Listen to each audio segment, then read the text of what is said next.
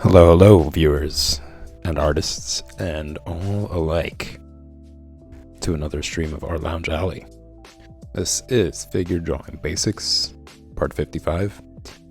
I am your host, and I am going to jump into today's stream in just a second. But first, I would like to introduce newcomers to the Patreon page. Here it is. This is it. I had a long time coming. Finally got to put it together and make it live about, I don't know, I'm guessing like 3 weeks ago, maybe a month.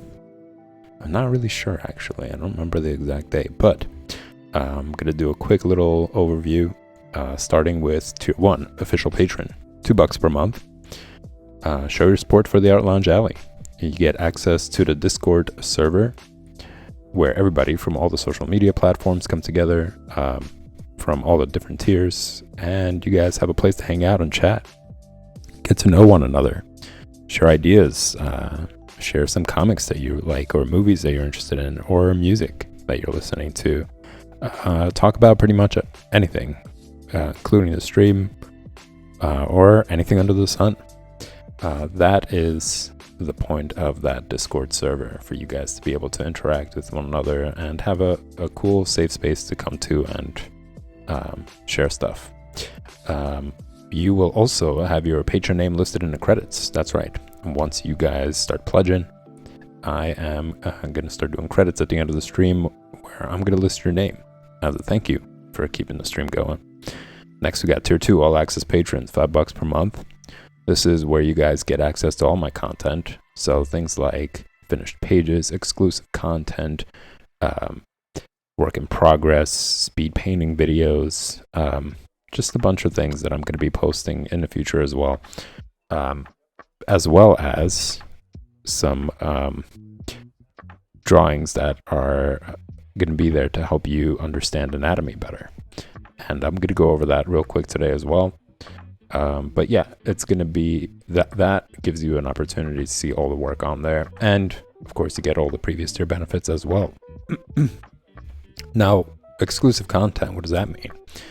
It means things that are not going to be posted on any other social media platform aside from Patreon. So you guys get early access to finished pages, which eventually those pages will be on the other social media platforms, but I'm going to be posting things that are only going to be exclusive to patrons. Next, we got Tier 3, Critique Submission tier. Now, this is where it gets interesting. $15 per month. You get a chance to submit your work and have it critiqued live on stream. I'm going to show you where you can improve if you're having some trouble with anatomy or some perspective issues. I'm going to give you some pointers. I'm going to help you figure it out. I'm going to do a live demonstration. It's going to be a layer over your drawing. There are a couple of requirements there. I suggest you guys read through them. Take your time, read them at your own pace. The Patreon page is available in the About section of the Twitch channel, along with other social media platforms on there. So yeah, you get access to this page. You could take your time, read through them, and if you got any questions, feel free to ask. I'd be more than happy to answer them. Next, we got Kickstarter patrons, $25 per month for being a Kickstarter patron. For pledging $25 per month, you get a high-resolution digital painting done of you, which I will send you, and you could do with it as you will. Send it to a loved one. Make it your social media profile photo. To make it interesting, to make it fun for everybody, including yourself, I encourage you guys to show your creativity. Get creative with it. Wear masks, put on makeup, glasses, make expressive face expressions, hats and accessories, costumes. All highly encouraged, but not required. You could send me a photo from your head down to your chest, along with your favorite color, if you got one. And I will start doing a high-resolution digital painting of you on stream every Thursday from 8 until 10. The critique stream is going to be on Fridays from 8 until 10.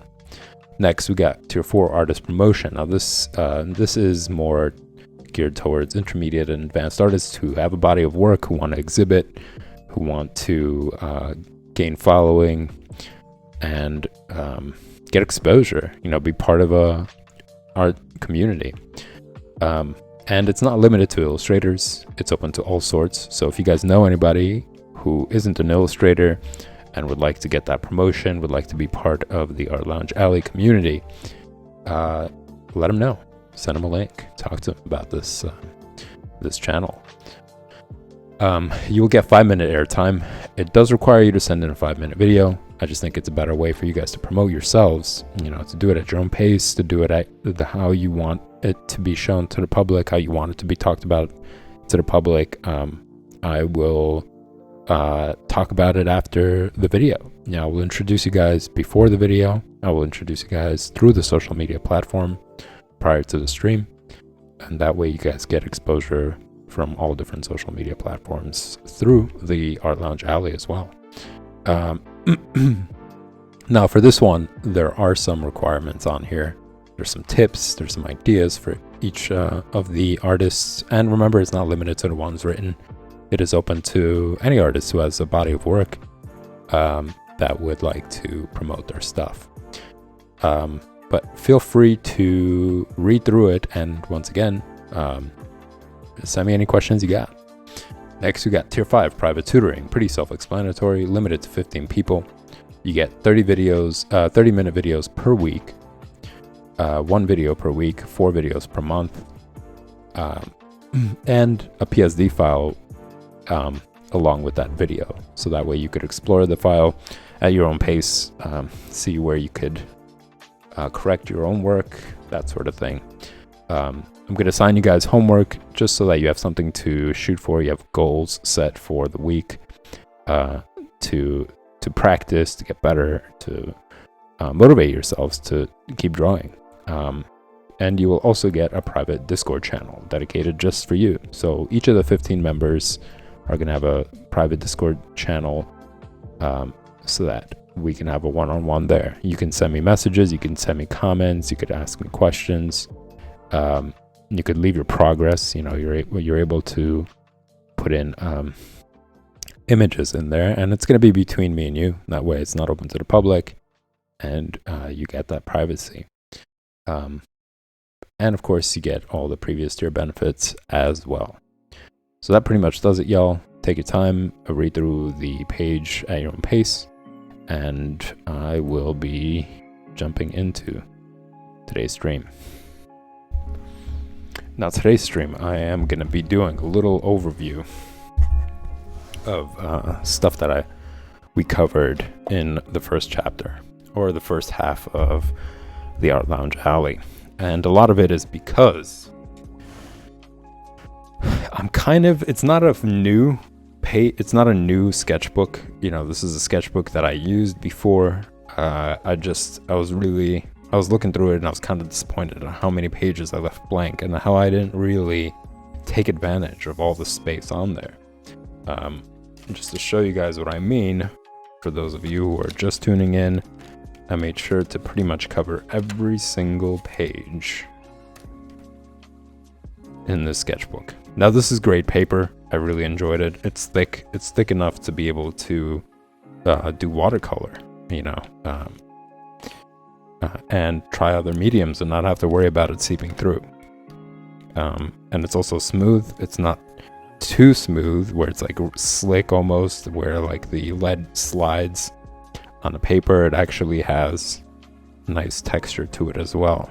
It's a Canson. If you guys go to an art store, which I highly encourage you guys to support your local art store, check out this sketchbook.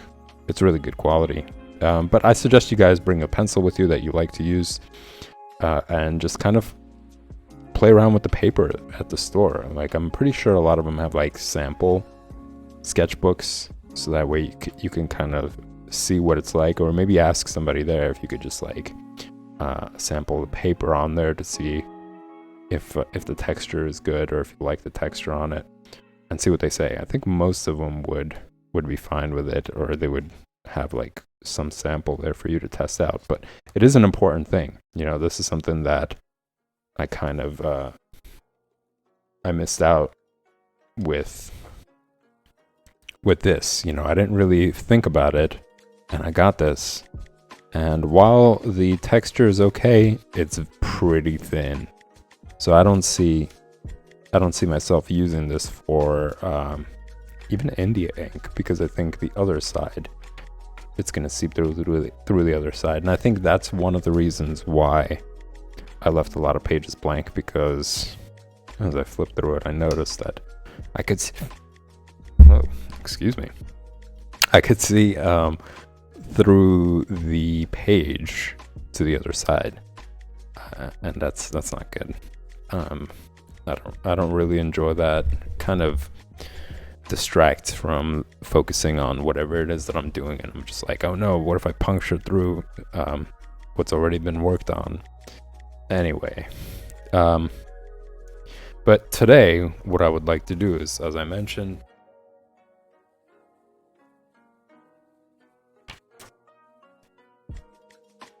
trying to find a good page here. Oh man, it's so wasteful.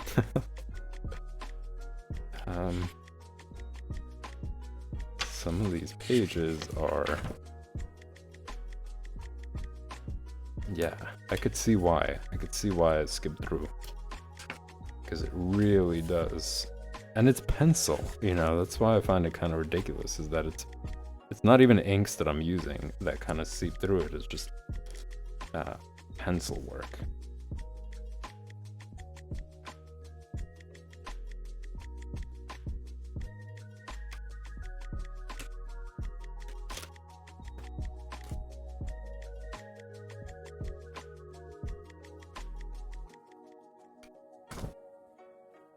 All right, I'm going to just do it on this one.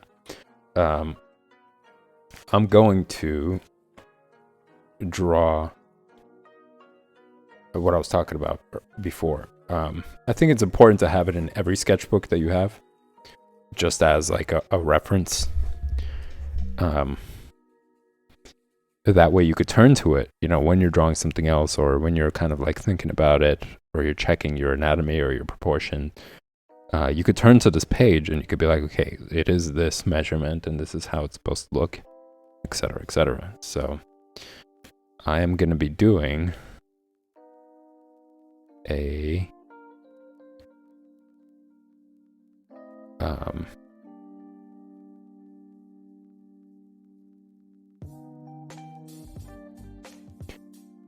proportion image. Side by side.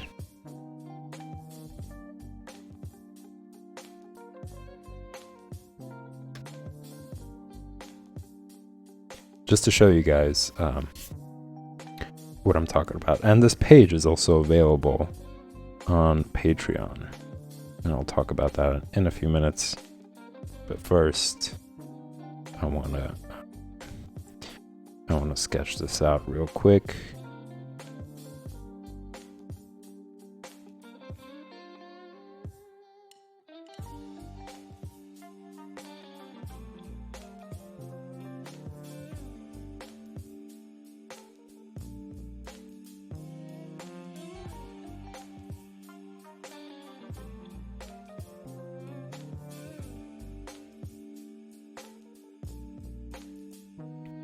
Want it all to fit in this.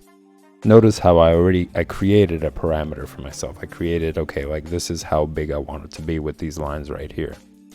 I don't want it to be any bigger. I don't want to guess, you know, I don't want it to be just like, well, you know, I drew it this way, this is how big it's going to be. I want it to, I have an idea of how big I want it to be, and I'm going to fit it within these parameters. So it's important to start out that way, especially if you're doing, let's say if you're doing a comic book panel, right? And you got a certain amount of space dedicated in a panel for that specific panel, and you need to fit your drawing within it.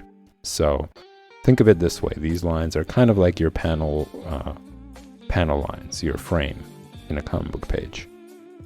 And you have to fit it within that panel. So kind of doing it large scale, of course, as you can see.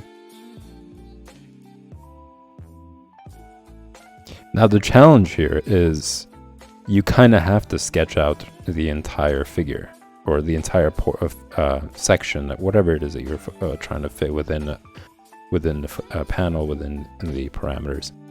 You kind of have to do that. You can't go based off of the head, because let's say you create these parameters, right?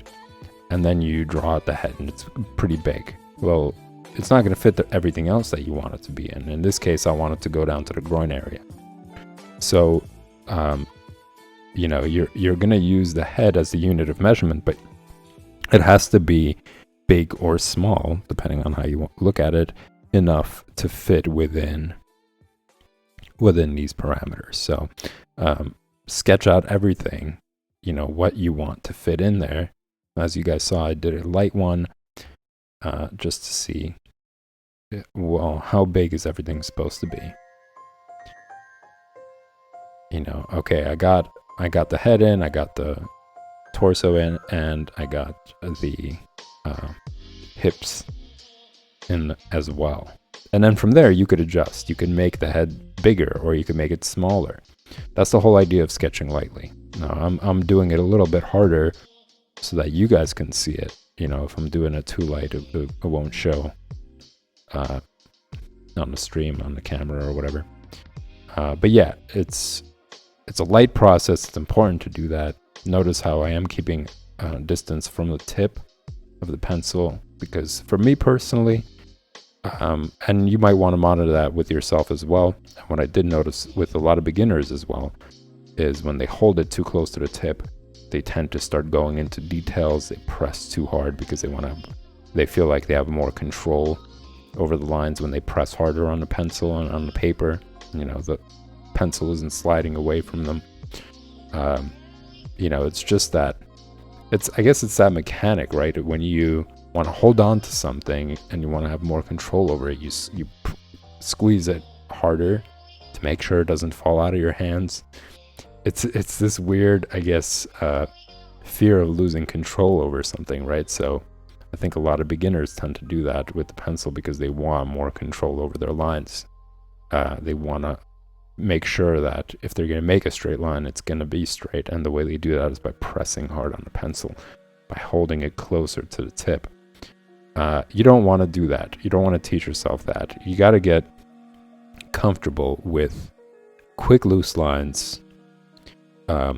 And the other benefit of holding it at a distance, as you could see, is you could see the entire drawing. If you're holding like this, your fingers are kind of obstructing your vision of the entire image. You know, you can't really quite see it until you pull away and you look at it, you know. Whereas this way, it gives you more range of motion. You're still able to see the entire image. And it's more of a free-flowing kind of experience. So yeah, just going back to what I was saying, you know, you do a quick light sketch, so that way, after you fit everything in the frame, in the parameters, you can adjust it by like making the torso bigger, making the head bigger, etc., etc. All right, so once we're at this point right now, we could start measuring things. And the way, well, the rule is that for the top half of the body, right, it's 4 heads. So from here all the way down to the groin area, you should measure out 4 heads. So we're going to do that. 1 head, right? Then from the chin down to where the chest is, that's 2. And as you could see, that middle line, the guideline, really does play an important role. Then from the chest down to the waist, that's 3. And then from the waist down to the groin area, that's 4. So it's a little bit longer actually than I want it to be, unless I just, yeah, I measured it a little too high. So from the chin down to there, that's 1. I'm gonna just make sure that my head measurement is right. Then from there down to the waist, that's 2. It's still big. Still comes around here. All right, so that's where we make the adjustment. So this right here marks 4 heads.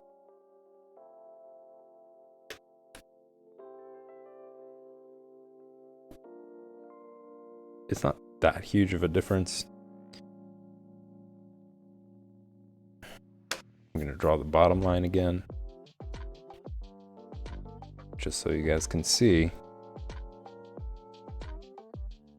how the same rule applies for the second half of the body.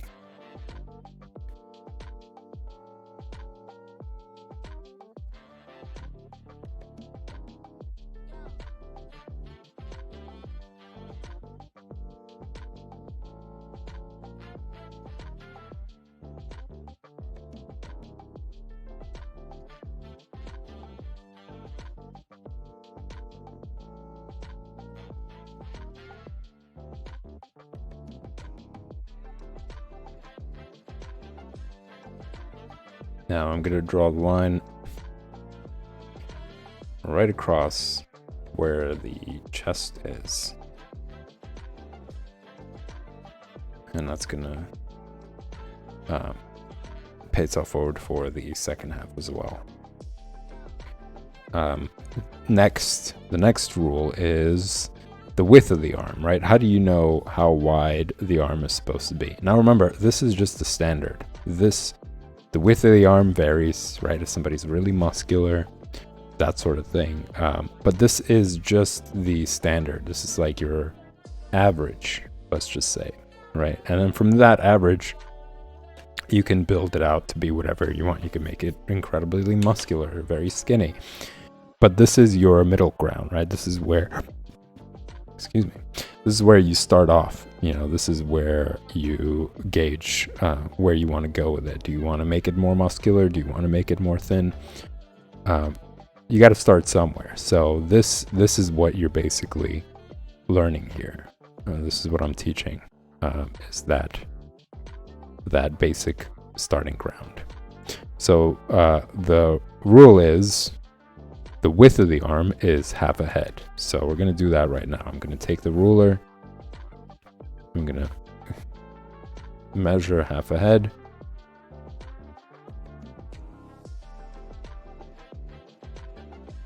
At the widest point of the head. And okay, I see that it has to be wider. So I'm going to make that adjustment. Same thing here.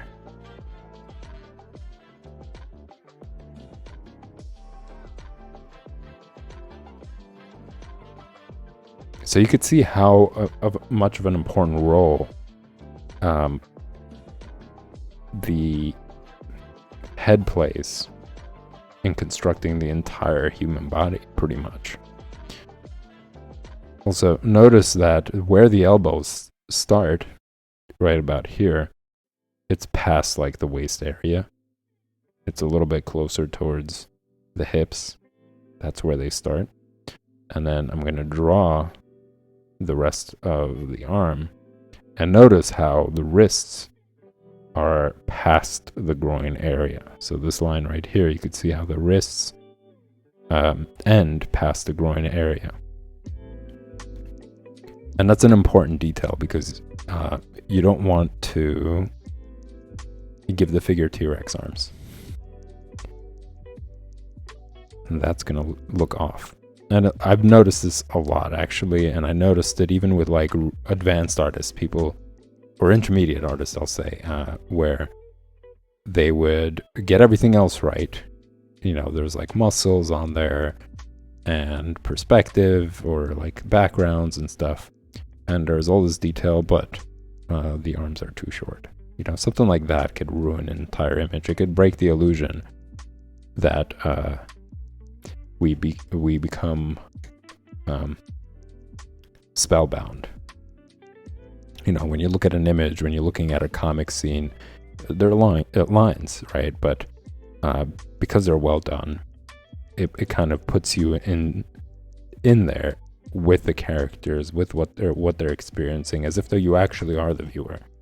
You know, this is your eye looking at what's going on with all these things. And a lot of it has to do with the fact that it's well constructed. You know, that it makes it believable with the use of anatomy, with the use of perspective, with the use of emotion and body language and all that stuff. It really captivates you. So the last thing you want to do is just break that by avoiding, by making these like mistakes, by making the arms too short. That's one of them. And as I'll go through, I'll talk about other ways as well. But yeah, as you guys could see, pretty much everything has been constructed using the cylinder shape. I forgot to mention that even the body, right, like the torso, cylinder shape, it's just a massive, let's just simplify it and make it more or less intimidating, rather. Just a giant cup. You know, it's just a giant cup. So draw giant cups, and that's already your go-to when you're sketching out the torso. You know, when you're just trying to establish how big you want things to be on the paper. And that's pretty much how I constructed everything. Everything is a cylinder shape, so it's less intimidating to create it. It's quicker. You know, I'm not dancing around on paper hoping eventually whatever lines I put down are going to look like a body. I'm actually going straight to these basic shapes and going straight to the cylinder shape to help build the figure. All right, so moving on, we got the first half. Now let's do the second half. And again, cylinder shapes. And again, I'm just going to sketch it out. I'm not going to take too much time. Just want to make sure things fit as I expect them to fit.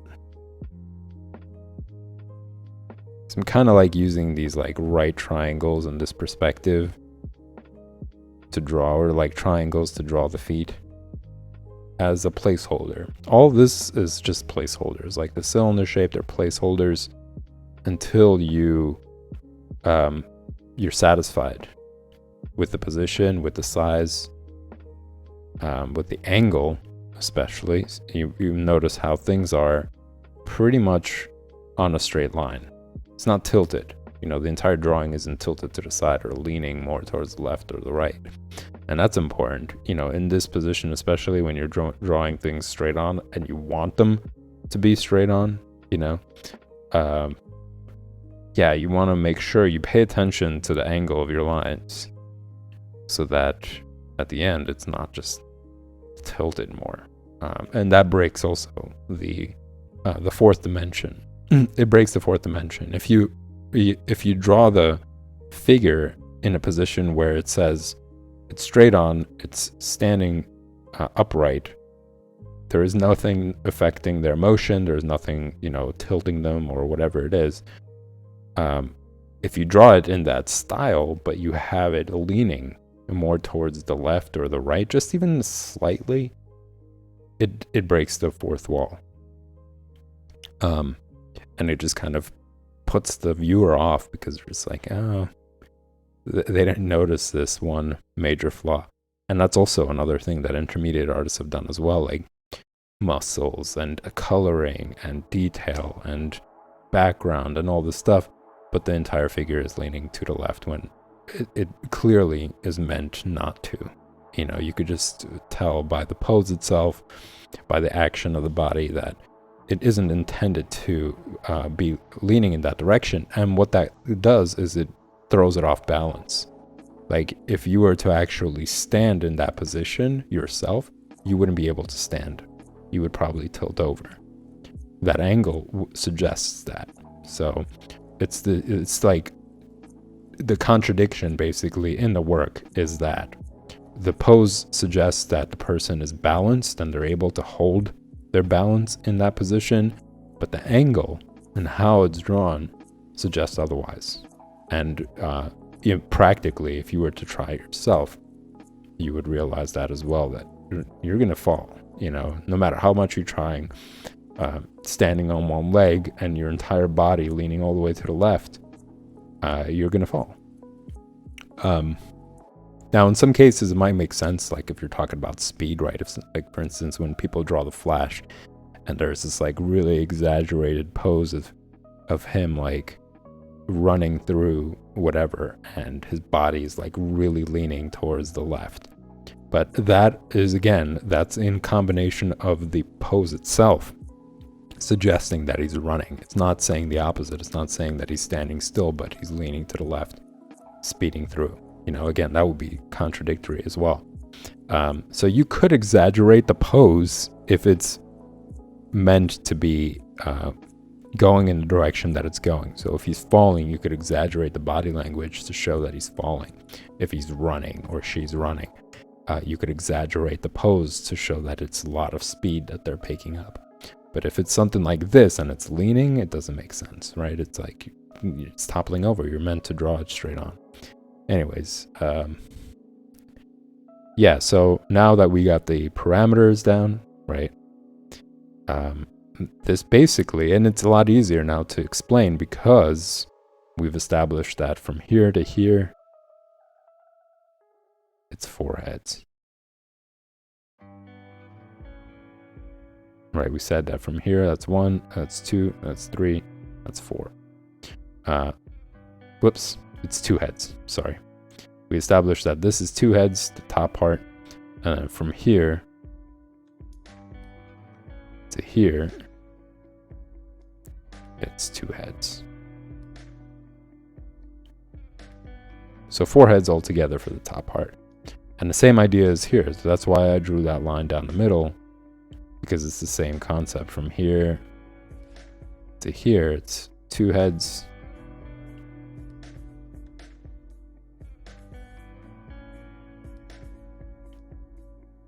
And then from here to here, it's 2 heads. So 4 heads in total.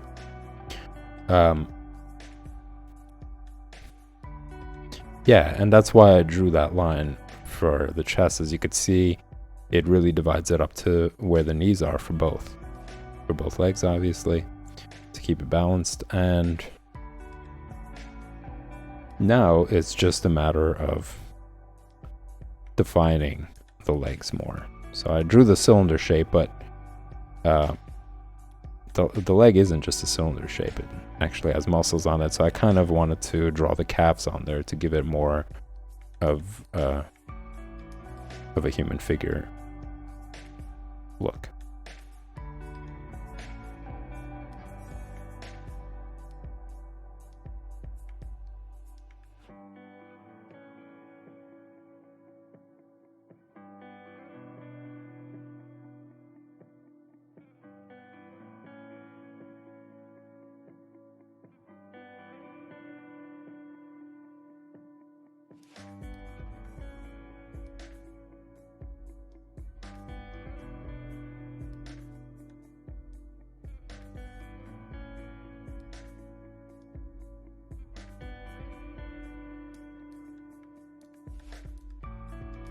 Whoops, it's a little too thick there.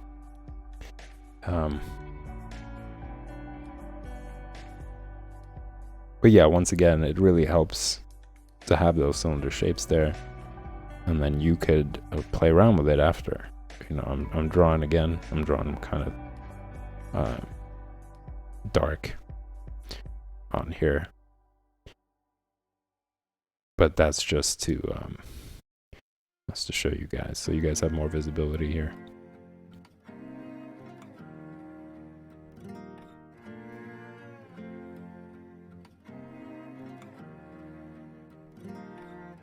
So this is just a quick overview, and again, I wanted to draw this in the sketchbook just for consistency's sake. It's always great to practice. You know, I always like to bring up the example of when you were learning, let's say you were learning to read, you had to recite the alphabet plenty of times before you were able to actually get it and just read properly, right? It wasn't just like one time that you recited and then you're like, all right, I got all of it. I know all the words, I know all the letters, and I'm excellent at reading. No, you have to do it a lot of times. So for the sake of consistency, draw this often in your sketchbook. If you're starting out especially, draw it over and over again. Make it your routine warm-up, let's just say. And that way it ingrains in your head that the top part of the head is top part of the body is two heads, bottom part of the body is two heads, four heads for the top part of the body, four heads for the bottom part of the body. And eventually it's just going to be ingrained in your head, and you'll always remember that when you're sketching and drawing, that becomes your go-to. You won't wonder. Kurayami 22 asked, blue mechanical pencil. Yeah, it's actually a photo proof blue pencil. It's like an old school technique of what they used to do back in the day, where they would draw all this out, right? And then they would use the pencil and they go over the lines, and when they would scan this, the blue pencil wouldn't show up. It would just be the regular lead pencil that would be shown. So it was just really useful for that, and I just like it. I like having that underneath and then having to use the regular pencil over it, because it makes it easier to distinguish lines. If I did it all in blue pencil, which I could at this point, but I still like that process. Starting out with the blue pencil as your sketch, and then using the black pencils to really put in the detail, the definition, that sort of thing. It's useful beyond just scanning things, and I don't even scan anymore. I just kind of take pictures of things. Kuriyami 22 asks, is it easy? Is it easily erasable? Yeah, I use this, and it does a pretty good job. And it also really depends on the type of paper that you're using. For instance, this paper, it is slightly textured, so going on top of it, it doesn't like ingrain itself into the paper. Like if you were to use like more of a smoother or like a silkier paper, which I don't like, the lead kind of like skids on it, and you kind of have to press harder in order for the lead to stay on the paper for that kind of paper. At least that's what I found. For really smooth, slick paper, I tend to press more in order to get more lead on the paper. Whereas with this, you don't really have to do that, and because you don't press harder, it's easier to erase. It's not like, for instance, if you were to use an HB4 or HB5 or anything above that, it becomes a lot harder to erase. That lead it's more firm, and what a lot of people use it for is just for either shading, because they're let's say they want more of a lighter shading, they just go to the H4 and they could create that without having to press harder or lighter. It just automatically is pretty light. But yeah, that kind of pencil would be more difficult, whereas this is kind of closer to like HB. The blue lead is a little bit closer to HB. Yeah, and I also like how it looks. I think it looks cool, and it just prepares me for each process. So yeah, anyways, this is pretty much it. I'm gonna go over it with pencil as well to define it more, and just talk about how I was talking about that process.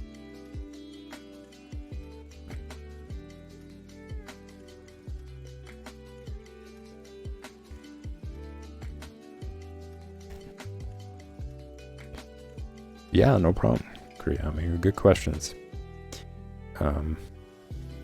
Yeah, so I'm just gonna go over with the regular pencil And here I could just play around with stuff. I could add little details. I'm not going to do too much of that because I do want to keep it simple for you guys on here for the sake of just showing, this is the figure. These are the measurements for it.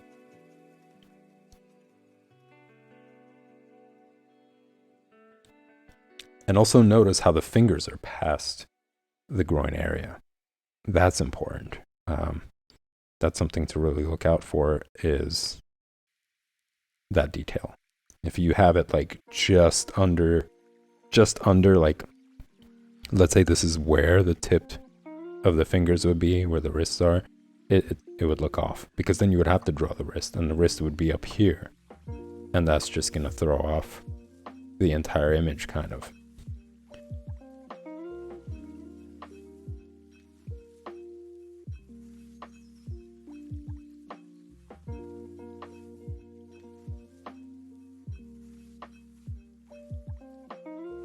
And a blue pencil is like your warm-up too, you're just warming up.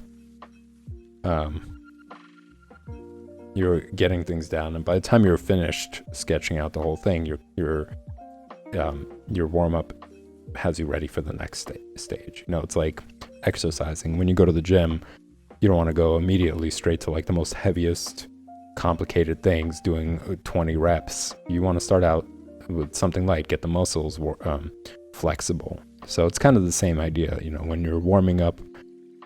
In drawing, there's a warm-up period where your muscles relax a little bit, where you get into the flow. You start to remind yourself, like, oh, this is what the process is like. This is what I like to do when it comes to drawing lines.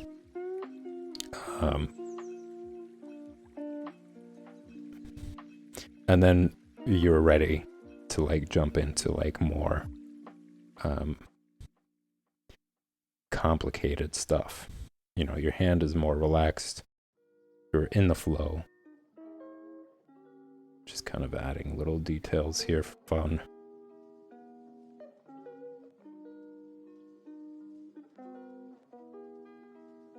Creating shadows using these lines.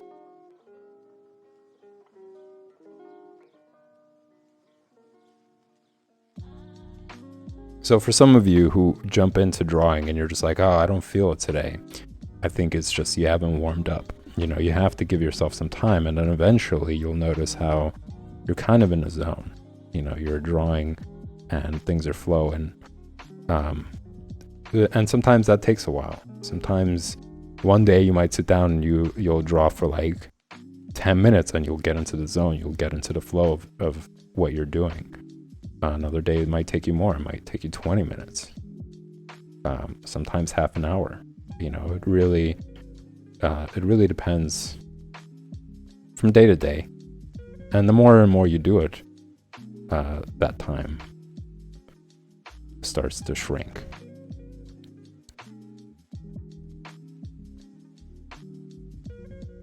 But don't worry about it. Don't focus on that so much. Just focus on drawing. Just focus on the process and enjoying the pencil, how it feels on the paper, and the subject that you're drawing. I think that really is what really makes me like drawing. When I sit down and I start drawing, everything else kind of melts away. Like, I don't really think about anything else. It's just me, the pencil, the paper, and the subject, and just manifesting all that stuff on paper. It's fun, and that's all that matters. It's kind of the beauty of it. And that's one of the reasons why I also like drawing from comics, because sometimes I don't want to sit down and come up with this, that, or the other. I just kind of want to sit down and draw. And it's cool to just pick a comic book that you like and sit and draw from it, because you're not only are you practicing to get better, you're also learning the process of how to draw comics. You're drawing out the panels, you're drawing out the faces, you're drawing out the poses, angles, all that stuff. And the more and more you do it, the better you become at it, and more it becomes ingrained in your head. You know, at some point it's going to just pop out because you've been doing it. And it just takes away the burden of having to, think there like, okay, well, what am I going to draw on this page? What's going to be the expression? What's going to be so on and so forth? It's nice to just sit down and get into the zone of drawing. And that really helps. You know, it really, doing that whole process, copying from the comics, really gets that going. So I highly encourage you guys, if you're new, or even if you're intermediate or advanced, you know, why not sit down and draw your favorite comic book? Pick some pages from there. Just get into that state of mind. Lose yourself in drawing. It's the best place to get lost in.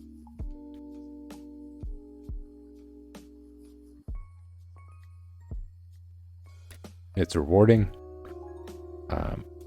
You gain skills. And at the end, you're just like, oh, cool, I just created this panel. And I brought it to life.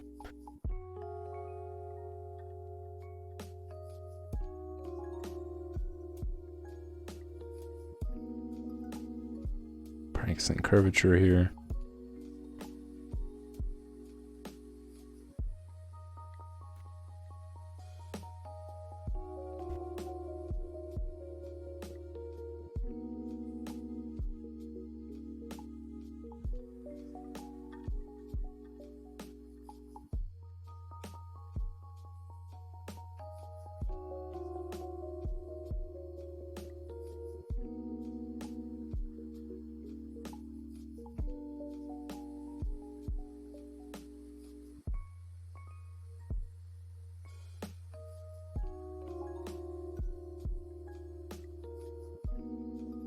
Look at that. Time is running. Time is running. Wrapped up in numbers in our society. And the most important thing is that we're able to be one-to-one, you and I, with each other at the moment. Oh, man. So true. Was that Mr. Rogers? Did they take Mr. Rogers and put it into the mix? Because if it is, he said some really brilliant stuff there. We are absolutely obsessed with numbers. It is insane how obsessed people are with numbers. They're willing to kill people for numbers. Like money, profits, all numbers. And they're willing to murder people for it. That's unhealthy. That's crazy.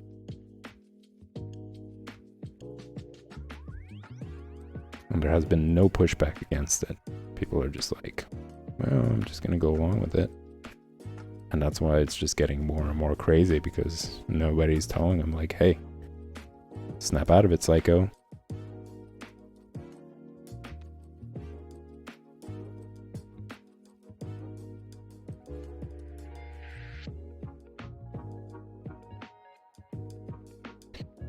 Absolutely right. If that was Mr. Rogers. And even if it wasn't, whoever it was. Hit the nail on the head there. Anyways, just playing around with it. Like I was telling you guys, why not? You know, just mess around with stuff.